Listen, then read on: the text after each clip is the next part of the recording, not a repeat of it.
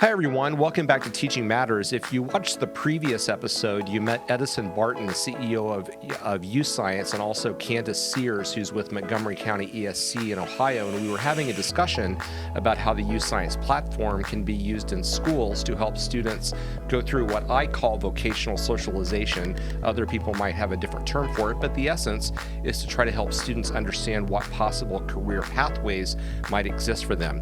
This is the second episode in a two-part series. We'll be continuing that conversation on today's Teaching Matters.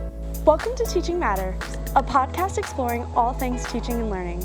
Teaching Matters is produced by NPR affiliate WOUB Public Media in Athens, Ohio. And here is your host, Dr. Scott Titsworth, Dean of the Scripps College of Communication at Ohio University. Thank you, Trinity. My guests today are Koree Hodgkinson and Victoria Hegsted, both of the Danbury Local Schools in North Central Ohio. Koree is a high school, college, and career readiness coordinator, and Victoria is a guidance counselor for grades 6 through 12. Koree and Victoria, thanks for being on today. I really appreciate it.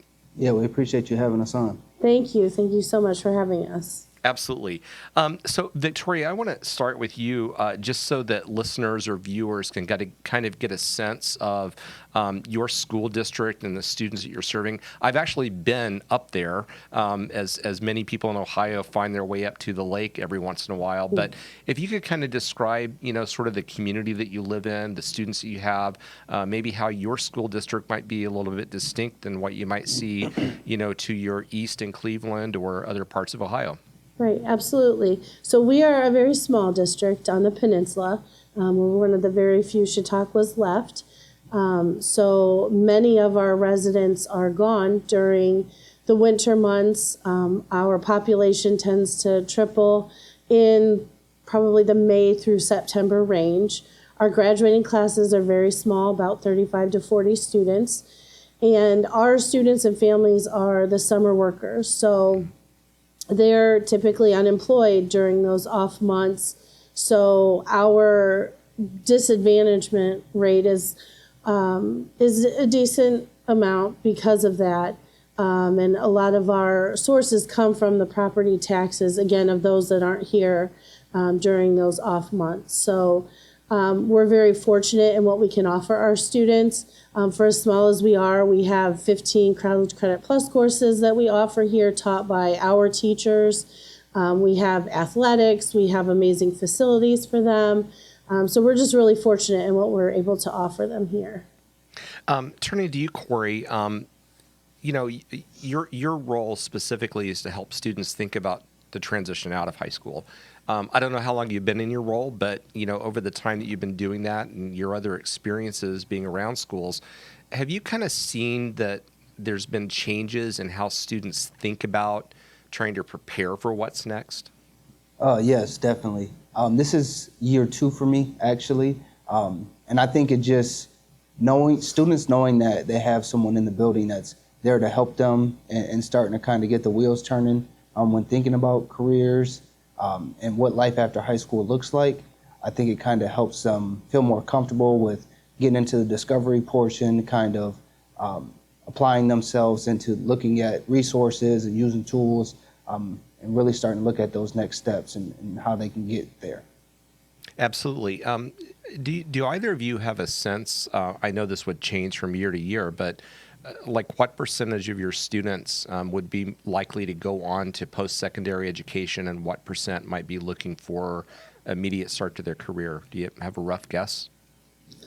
I would say, depending on the graduating class, probably 20 to 40% are going on to post-secondary, and then that other group starting with maybe a career or continuing with their summer employer that they do here. But it varies. And then I think one of the things we're also trying to reduce is those who are going to post-secondary and then coming back and not finishing those either 2 to 4 years or a certification. So we're really trying to utilize the data we have to try and avoid that so that students aren't spending time and money doing something they're not going to continue on with. Right, absolutely. When I, I'm older than both of you. When I was going through school, you sort of had, It was, I wouldn't say it was easy, but there were sort of obvious ways that you could select a career path. That I would just say the jobs were simpler. You know, you could go into the trades, you could go to college. If you were going to go into the trades where I grew up, you were probably going to do approximately what your dad did or somebody in your family. You know, I work with college students, and we have to have the same discussions with them as they get ready to graduate from college. I feel like students maybe don't have a real great handle on what jobs are out there, just because the jobs change so quickly, and you know they're not obvious necessarily, because you might, you know, for my students in communication, they might end up working for an insurance company doing communication work for the insurance company. That's not obvious. Do you see sort of similar things with your students where they're trying to grapple with how to understand what the job market is? Most definitely. I think that was, it really has been a major push, specifically in my position as a college and career readiness coordinator. Obviously, exposure is everything. So for them to be it, I think that they have to see it and to hear about it and to learn about it. So for any of these careers, for students to even think about wanting to do it after high school, I think obviously the exposure piece, and then also becoming more educated on what steps that it takes to get there, education that would be required, what kind of benefits and salary and everything in that same category, kind of all the ins and outs of how that would work for them. Yeah, absolutely. And Victoria, you maybe touched on this just a little bit when you were describing the community, but what I heard you say is that a lot of the jobs that students might naturally see around them are maybe related to a tourism industry. Are there any other industries like that around? I can't remember, but I remember, you know, when we were up there, it was a lot of tourism. Are there other things like that? In Ottawa County, we're probably the heaviest in regards to tourism. And so getting our students that exposure to other industries, just other fields, is somewhat challenging because we are one of the biggest, if not the biggest county in Ohio. And then we have some neighboring counties that have other opportunities for students, but getting our students the transportation to get there, the back and forth, to get that exposure is sometimes a hard thing to do. So we try to expose them with what we have here and tell them there is a bigger picture. There is more to that, because some of it too is comfort. They don't want to leave what they know. And there's some jobs that offer management level or higher level positions where they can move up in, which isn't a bad thing. But just showing them there is more than the peninsula and Ottawa County. And we do want them to come back, but at the same time, we want them to explore and see what else everything has to offer. I mean, Athens is very similar to that. I mean, we have tourism, but also obviously a large university, and for the students that grow up here, that's a lot of what they see. And you're right. You want them to stay local, but you also want them to expand their horizons. How long has Danbury been involved in using YouScience as sort of a tool in your toolbox? I think we're in about our 7th or 8th year. And it's definitely evolved. We've evolved with it. The county has evolved with it, and regionally as well. Each year it seems to bring new ideas, new things, help us with things we didn't realize we could use the data for. So it's been helpful, definitely, in guiding us in some of our things like curriculum choices, pathway choices, really trying to align those with what our students are showing aptitude and interest in. Victoria, I'm going to come back to you and ask you to give an example of that in just a second. But before I do that, if I switch over to you, Koree, I know that you all have selected specific grade levels where you are mainly using YouScience, if I understand it correctly. What are those? Yeah, so currently we have been distributing and having our 7th and 9th graders take YouScience. We do that to kind of get the middle schoolers thinking about which career fields they may be interested in, and I know that sometimes that goes into classes that they would like to take in the high school and directly correlated to that. And then 9th grade, usually just to freshen it up as they are now high schoolers and as they are now into that schedule and looking at life after high school a little bit, just kind of refining some of that data and allowing students to reflect on that as they're navigating throughout high school. And so in your role, are you working with both of those age groups? So let me rephrase this question. So let's say I'm one of your seventh graders, and I go through the assessment with YouScience and I have my results. Am I meeting with you to talk about that? Am I meeting with a counselor? Am I meeting with a teacher? How does that sort of work in your school district? I think it honestly could go either way. Sometimes you see both of us. Obviously, students, hopefully they feel comfortable enough to come to Vicky or myself with any questions or anything that they'd like to know more about their data that they get from YouScience. We seem to work pretty well as a team in working with students and to help them figure out what that pathway looks like for them. Mm-hmm. And is it set up so that 100% of the students in each of those grades are doing it every year? Is that sort of the way it happens? Yeah, so as I said, currently we are doing the 7th and 9th grade with an idea of expanding that to 7 through 12 in the future, just so then students are constantly getting updated results and data to be able to constantly reflect on and see if anything's changing or what's staying the same. Because usually what you see staying the same within those results is where your students usually kind of align themselves with that specific career field. Yeah. Victoria, back to you. You mentioned that you all are, you've been using it for a while now, and you're starting to gain insights on. If I used assessment terms, you're able to close the loop because you've got this assessment data with your students, and you're able to close the loop and institute, new ways of thinking about how you interact with your students. What are some examples of those? So 3 years ago, we really dove into our results and found that there were 3 pathways or areas, business, technology, and healthcare, that seemed to really stand out, both aptitude and interest-wise for our students. As a result, we created probably about 8 different electives. We implemented new elective classes, as well as kind of created our own pathways for students to start getting in a little bit deeper to those areas. So we're on our 3rd year now. Coming up this next year, I think we're going to do a full 7 through 12 YouScience administration just to see where we are with those results, to make sure we're still on that same pathway, or do we need to consider something else? Technology has evolved, student interests have changed, we're coming out of COVID, just those different things. We want to make sure that those are still where our students are at, and then if not, we'll make those changes. So that data is super helpful in guiding us for those things rather than just guessing what we think they might want to like or do.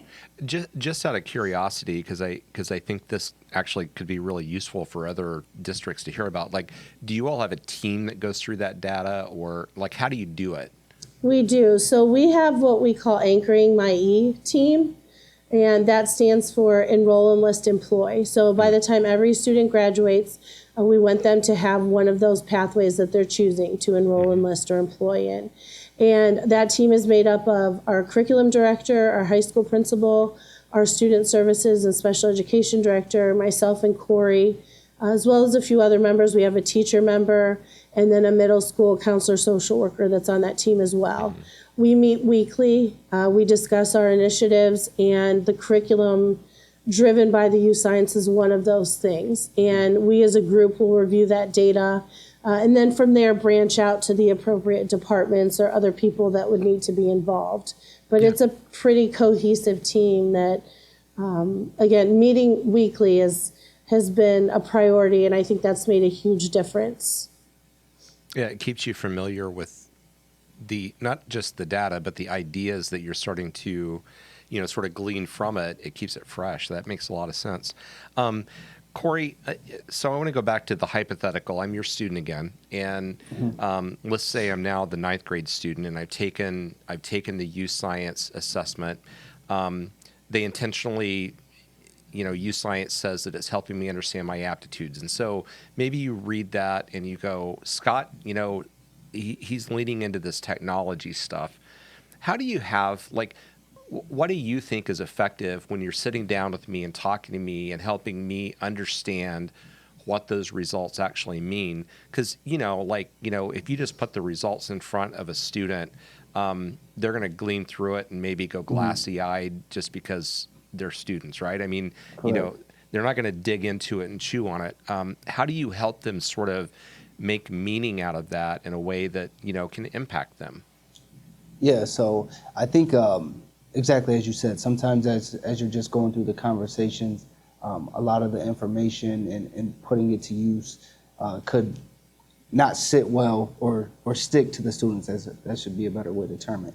I think a good way of going about it is bringing those results to life. So directly correlated to the YouScience data, we also have a job shadow and internship program that helps, where YouScience is sort of the guide, and we use that sort of as a starting basis for each of the students. So let's say, hypothetically, as you said, you tested highly with your aptitudes and interests in technology. We would then touch base with local employers who offer any kind of internships and job shadows. We have a beautiful facility in-house with tech, and Dan Techie is our technology director and everything as such. So like I said, bringing that to life and giving them hands-on examples, experiences in that field, just to kind of reflect on and see if what they tested highly in directly results to what they are doing in real life. And Koree, just to stick on that for a second. So I know you've only been, 2 years, it sounds like, in the district, but have you started to see how having this intelligence about, specific students is helping placements go up in terms of those internships or Of course. Job? Of course. So aside from just the school and the students, also we have a ton of businesses within our community who are willing to take in these students and show them the skills and show them a day in the life. Help them get authentic experiences and kind of testing out the waters in each of these career fields. I also think that it helps students become more self-aware of what they do or do not like when considering careers after high school. Yeah, absolutely. Victoria, does your district have any type of follow-on with parents ever, in terms of, how to help parents understand this when their students bring it home? We do. So, excuse me, we have an Anchoring My E night. It's an event that we hold every fall. And we have different sessions. One of them is a YouScience session.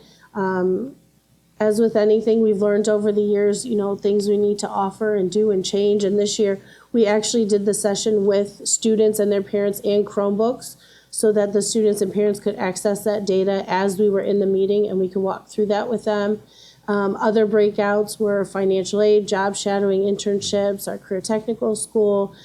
So we used that night out of 9th through 12th grade, we had 175 parents and students attend that evening. So with as small as we are, we kind of make sure there's no sports, practices end early, no other events are going on. So that's kind of the community function thing that happens that night. We do feed them. We make sure there's good food.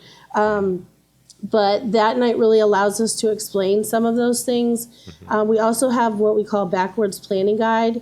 And that is for all 4 years. So we start with the students in 8th grade with that guide. They start delving into their results at that time. There's prompting questions at the beginning of each grade that they answer, like, how have your results changed? Do you still, have interest in this? Those kind of guiding questions. And then we backwards plan, if you want to be this, what do you have to take to get there?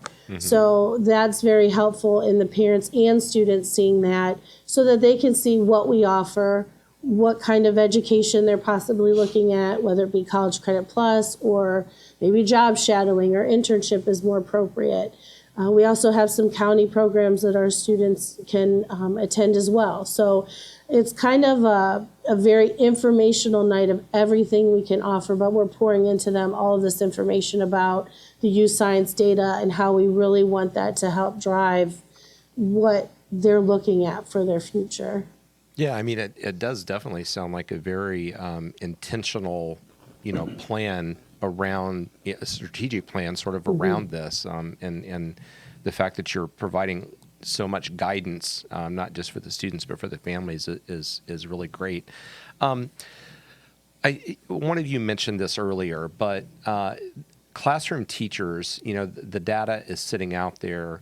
Have you seen examples of where sort of insight from the data has allowed classroom teachers to think about how they're teaching certain subjects, perhaps because of the way that students are showing their strengths inside the YouScience assessment? Yeah. So, ironically, what was it, last Friday during our professional development day, our afternoon consisted of our teachers actually getting out of the building and going to see some of the businesses that we partner with that actually provide some of these experiences to our students. And the hope is that the teachers take away from it that they can gain more information on what's going on in our own county, also to become more familiar with the businesses and the opportunities that they provide, and exactly what are they looking for young future employers. Because if we can help our students gain some of those skills and become aware of some of the things that these businesses are looking for and the opportunities that they are providing, hopefully that helps it all come full circle to the students, where they're not just getting it from the guidance counselor and the career coordinator. And then, as well as Vicki just mentioned, with the parents becoming more in the know, they're getting it. They're having those conversations at home. They're having them with their teachers, and then as well as with their guidance counselor and career coordinators. Just all of that runs full circle and really hopefully provides the best opportunities for the students when trying to get into this career discovery. Yeah, absolutely. We're talking about YouScience in the context of career, progression, vocational socialization. Does this data also help students that are just absolutely positive they want to go on to a 2 or 4 year degree?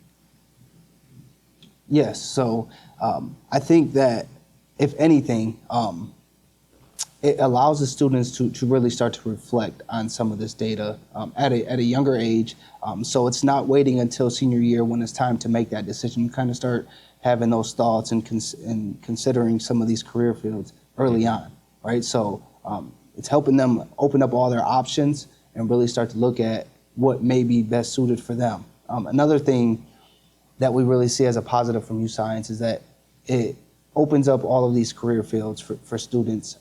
It really exposes them to careers that they may not even know exist, but they could also be really good at depending on how they scored with their aptitudes and interests. So I think just being exposed to all of them, and then as students begin to do more research into each of these careers, I think it just opens up a ton of options and puts it all out on the table for each of the students. That's great. This might be kind of an unfair question.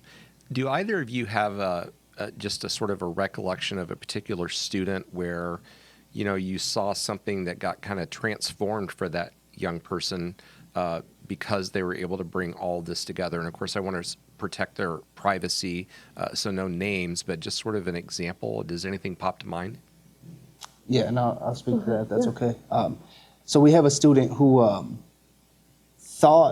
had thoughts of wanting to enter the education field and wasn't really sure, just kind of wanted to test some things out. So they went and did job shadows and other placements around the county. And then they also did some things in the house here. They did some things at neighboring schools as well. And I think that after taking the YouScience data and reassuring some of that data for them and seeing that not only do they think that they wanted to enter the education field, but also that they tested highly, I think that was kind of like okay, maybe this is right for me. So then seeing that all work out for them and then getting them the job shadows in the school and just like I said, it's all about the reassurance for that student, and then now knowing that they are going to take all of that experience and that they've already applied to a 4-year college within the education field, and that's it just seems to be where they feel like they will succeed best, and that's the best fit for them. So I think that is what YouScience provide also most of the time, is reassurance for some of these students when they're making these career choices. Yeah, that's great. Vicki, anything you want to add? No, I agree. And at the same time, I think one of the things I appreciate about YouScience is kind of how it categorizes the different career fields. So there's like a top tier, a middle, and a bottom tier. So that even though it may not be in their top tier, and it's something they're still interested in. It still matches up, maybe just not as strongly, but it still does, like you said, give them that reassurance that, okay, I'm headed in the right direction. But maybe if I veer off, like here's some other opportunities that I have. Out of curiosity, have both of you taken the YouScience assessment? Yes. Yes. What are your strengths? Mine were in my field, fortunately, like very social service oriented, communication, like a nurturing organization, color coding, definitely not spatial awareness. Yeah. Mine were very similar. Mine actually were pretty accurate along the working with in the education field as a whole and in similar careers. But also, I would like to add a comment to that as well, just because I feel like that's where some of the students, when they're looking at their data, they're like, what? I tested highly in this? Like, I don't see that in myself. I think that, so if you are familiar with the YouScience page, as Vicki just said, it kind of gives you matches from high tier, middle tier to low tier. But I think it's good for students to see them all. I think it's good for them to be exposed to what they tested really high in, and then maybe there's something that they were considering that they may have tested low in. But either way, seeing all of these career fields and seeing how they are testing in each of these and seeing where their aptitudes and interests are, I think all of it's great because then it's exposing them to everything that's out there. Mm-hmm. Yeah, that's great. My last question, and this might be for you, Vicki, because I think you've been longer, but both of you answer it if it makes sense.